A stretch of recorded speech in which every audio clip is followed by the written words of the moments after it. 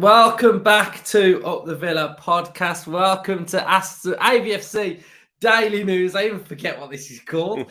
So this is our concepts where we just bring you news surrounding Aston Villa in this off season, as we'll call it. Justin's debut to this little cheeky concept that we're doing. Our second episode of the day as well on this.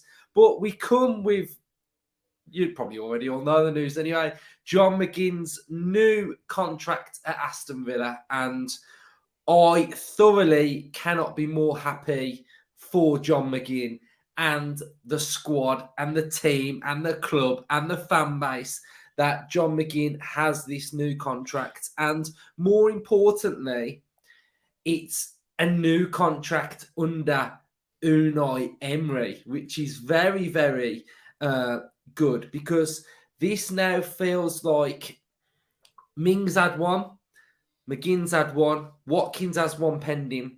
This now feels like a reward for the hard work, commitment, dedication to the club. And I just think it's absolutely fantastic. And regular viewers of the channel will know that I really rate John McGinn, and I always say that an Aston Villa side with John McGinn in it just looks right to me, and it still looks right. And I'm buzzing because he's been on a journey. He's been on this journey with us, and for whatever highs, lows, drama, we've had everything since being back in the Premier League. But John McGinn signed for Aston Villa for 2.5 million when we were in the Championship. John McGinn now plays for Aston Villa in Europe. That story for him, the progression from, no disrespect to Scottish football, coming to the Championship and the Premier League and numerous managers, and then Unai Emery, we hold him in such a high regard of how good he is, how tactically good he is. And what a compliment that is. Unai Emery thinks you are deserving of a new contract, and I want you to stay for another 4 years. So absolutely fantastic and love it.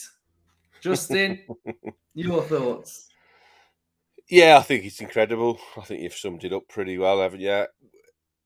When we signed John McGinn, we didn't know a lot about him, did we? It was this. One of the things we can definitely go back and thank Steve Bruce for. One of the very few things we can go back and thank Steve Bruce for was bringing us John McGinn, and he was a breath of fresh air when he came in. A cheeky chappy, wasn't he? That life and soul of Villa. He struck up a fantastic relationship with Jack, and that promotion season is a season and an end to a season that none of us will ever forget. And then the memories that really stick in your head, aren't they? Those kind of things. And McGinn was always front and centre of that team, that squad, of that time, of being a Villa fan. And it's something we'll always cherish, really. But he didn't stop there. I watched his interview earlier after he signed the deal, and, he can't believe where he is. He said if you'd have asked him 8 years ago that he'd be a regular starter in a Premier League team going into Europe, he'd have said no chance.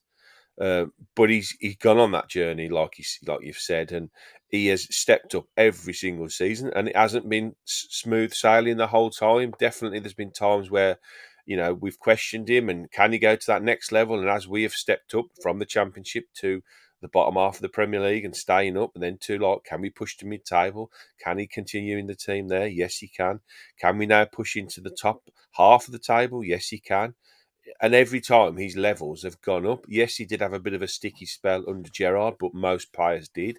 I think that was mainly down to him, the manager, rather than the players. And we've seen his levels just increase and increase and increase. And I think towards the end of this season, it's probably been the best John McGinn we have seen. Yeah, I agree. The John McGinn we saw in the Championship was outstanding, but that was a level down. And I think the question was always, could he replicate that kind of form in the Premier League? And we all thought if he could dominate teams and midfields the way he did in the Championship in the Premier League, then we'd have a hell of a player in our hands. And we have seen that come to fruition this season. And he had a difficult start when he was given the captain's armband. I think it did weigh heavy on him. But that's something I think he's come to terms with. And I think it's almost like within, he's had to come to terms with the fact that he is good enough to play as a captain of a Premier League club. And I think now it's settled in. I think he's now embraced that role. And by his own admission, he's not a shouter. He's not one of those types of captains. He's a lead from by example kind of captain. And I think all these factors have fed into the John McGinn that we are now seeing. And Unai Emery, he's no slouches, of rating players. And I think, there's no way in the world he would have stuck around, kept him around if he didn't think rate him. And this new deal, the second new deal I think he's signed since he's been at Villa, is testament to how important he is now to this team. And one of the most important players in the squad at the moment, definitely. It's fantastic news, and we all love John McGinn. We all love him. And a couple of things that I want to pick up on is that he has, it's very rare that you get footballers nowadays that stick out at clubs for quite a long period of time. For like sustained periods, I find that anyway. So he's 28 years of age. I really feel like he's learned and developed at Villa as well. He's rounded off his game. And for whatever you might think of Gerrard's time, he might have actually learned something from Gerrard. He might have took a tiny ounce of something from Gerrard, from his game. Same as Dino, same as Steve Bruce. But now he's got Unai Emery, and he speaks about Emery in his interview at Villa, and Tyrone Mings did as well. It's eye-opening. It's eye-opening when he speaks, because they feel like from the minute he starts talking, they're like, this guy knows what he's on about. And that is also so important. So at 28 years of age, going into his peak level, he's still got loads to learn under Emery, but he's already shown under Emery how good he can be. So I think he's absolutely amazing. And it's it just shows how good of a player he is, that he's pretty much one of Scotland's best players. Scotland are absolutely blitzing their Euro qualifier group at the minute. So they look like they're going to get to the Euros as well. And John McGinn is at the forefront of driving Scottish football, in my opinion, because he's absolute driving force in that team. And he's the captain of Aston Villa, and he's just brilliant. And you mentioned about, the responsibility of taking that captaincy at Villa. It's not about just sticking the armband on and walking out at Villa Park every game, walking out. There's so much more that's involved in being a captain of a football club. You're setting the precedent and everything on the pitch. And if I want any player coming into Villa and to understand what we're all about, just watch how he plays. Because, when he gets stuck in, he's butt rolling, he's dropping that shoulder, he's face planting Harry Kane, he's sticking it on Dan Burn. That is what I want. I want 11 players that are like that, because he shows the correct application week in, week out. And I think if it wasn't for Gerrard at the start of the season and the form, I think he'd have been like, I think he probably would have got the highest rating that we could possibly look at looking at the stats. Dougie Luiz got the highest rating for a Villa player of 7.10. And I think John McGinn would have eclipsed that. But I just want to show you, just on this little map here, a little bit of like the evolution of John McGinn. Interestingly, SofaScore have gone with the that badge, to be fair. Right, so this was this season just gone. So you can see that under Unai Emery, it was very heavy in that position, wasn't it? It was either side of the double pivot, probably a little bit red there for when we was probably having a bit of a mare for 10 games under Gerrard. And then this is the Gerrard season last season. So you can see his heat map there when he filled in as the right back, where, his game completely changed. If we go to the season before that, absolutely everywhere. Like, he's literally everywhere. And then the very first season back in the Premier League, a little bit more on that right-hand side and in central midfield. So you can really see in 4 seasons here an evolution of the role in which he's had to play. So when I was sort of mentioning like picking up different bits and learning different bits about how to be the player that he is now and get better, you can really see that he's been everywhere, hasn't he? So how far do you think his ceiling can go then at Villa? Like we'll go on to the interview in a minute, but how good can he be like as a Villa player? You know, if he was to look back at his career in the end, like how high can we go, Justin? I think he's on course to become a Villa great. I really do. To commit himself again for another 4 seasons, I think he's fantastic. That will take him up to 1, 2, 3, 4, 5. That took him up to nearly 9 years at Villa. And there ain't many players nowadays that stick around at clubs for that long. And he's been in almost ever present. I mean, 45, 30, 37, 36, 36 games. That's almost ever present every season. You know, his personality is what ingratiates himself to the fan base. Managers love him.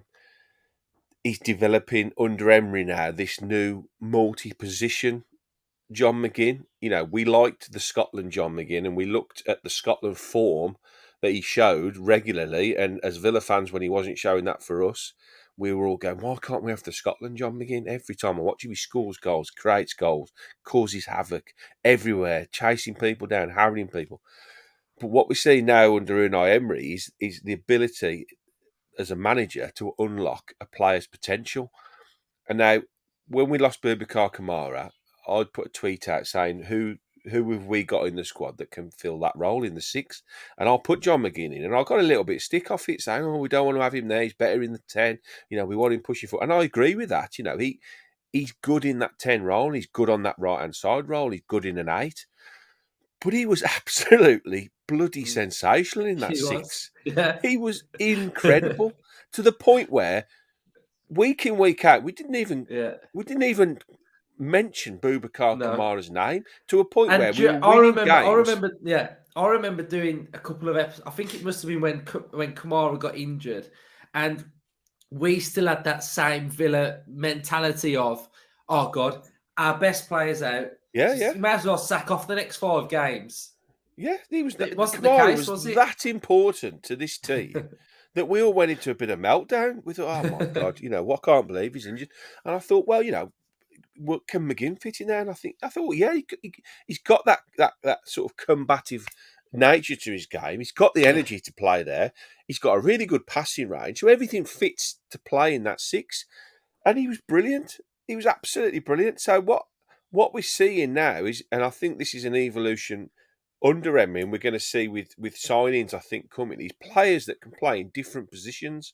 You know, we've seen 5 substitutes. We've seen the way he likes to play. We've seen the way he likes to mould players to fit into the system.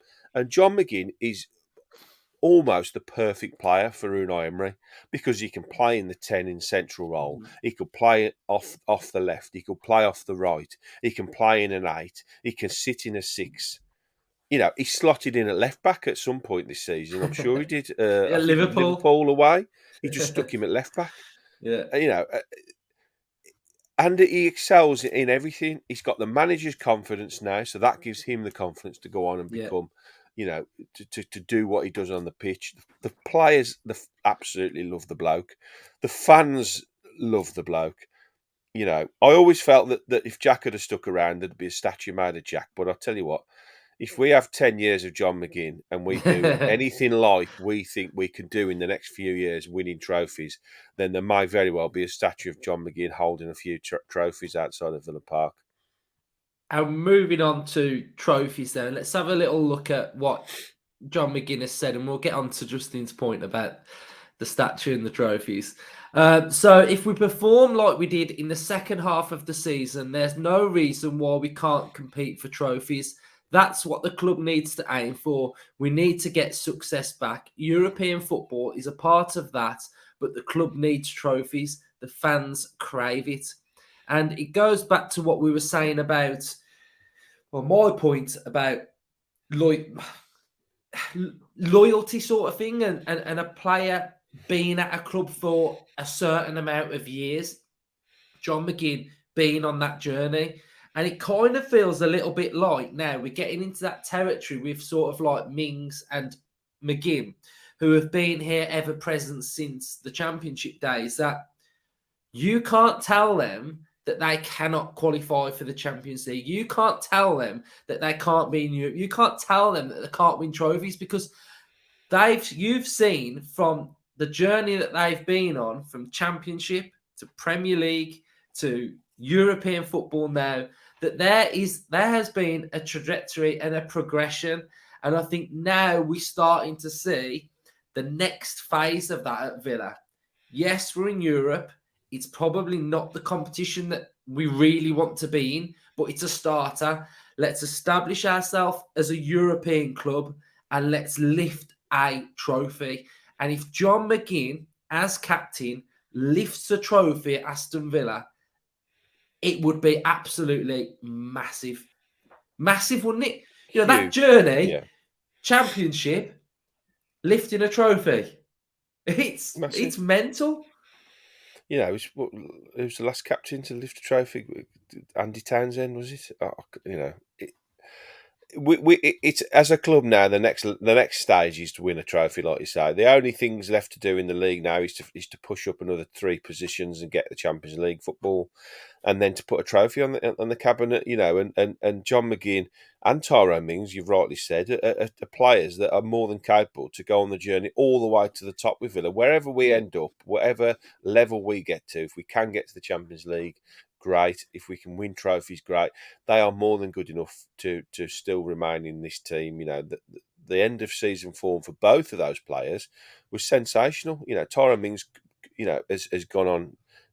Probably again another player he's probably his best ever form for Villa over the last few months, and rightly got a recall to the England squad because he's head and shoulders above most, in my opinion, of the English centre halves this season. And I'm just excited, you know. I know there's, you know, murmurings already about, we haven't signed anybody, you haven't done this, you haven't done that. But I'm not bothered at all. Absolutely No. so chilled out about it. You know, we've got a fantastic base of a squad. We've added a world-class centre midfielder in Yuri Tillemans, who's only going to improve us. We need 3 or 4, in my opinion, players.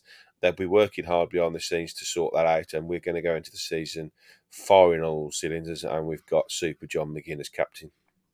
He did also say, which is a line that I actually really, really like, is that I'm delighted to get it sorted. This is home for me now.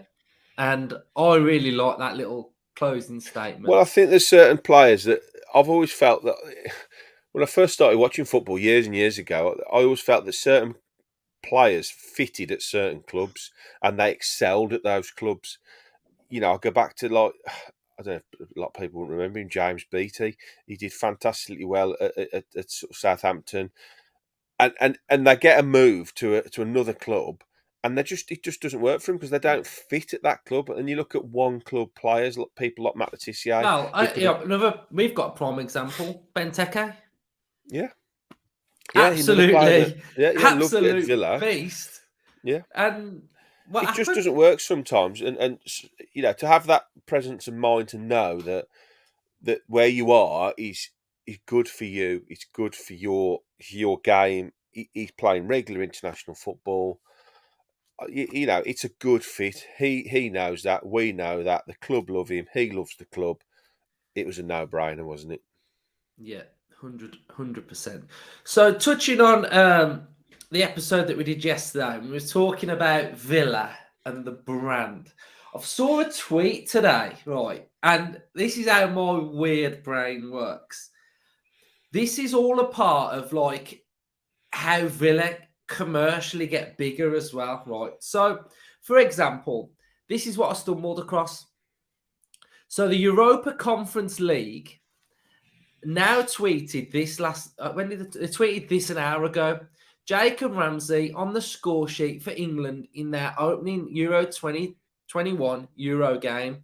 And I just think this is what getting into Europe does, that you don't really see what happens. Do you get what I'm saying, Justin? Yeah. So imagine this account now. So the UEFA Europa Conference League. How many followers has it got?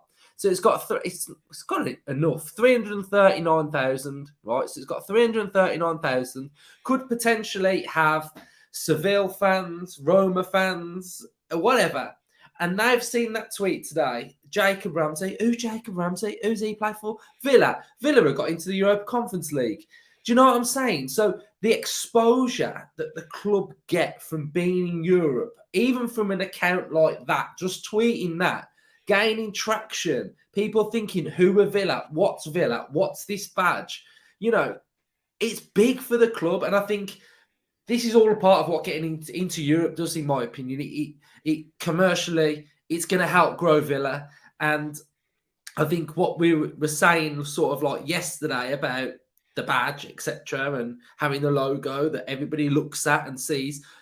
In my opinion, today, seeing that and seeing them tweet that, it's just like, you know what I mean? Like, Yeah, it's a matter of it's huge. Yeah, it's a matter of re-establishing ourselves in the minds of everybody again. You know that we are a big club, and we have had a really ropey 15 years, I suppose, ish, to get back to where we are. And it's been a long, long road. But, you know, as a kid, Villa were always one of the best teams around in England and well renowned in Europe as well. And you have to earn that right. You can't just say we're Aston Villa, we're one of the biggest clubs in Europe. I think we are, but I'm a massive Villa fan. You know, we have to go and earn that right. You know, we've seen this now with the seeding.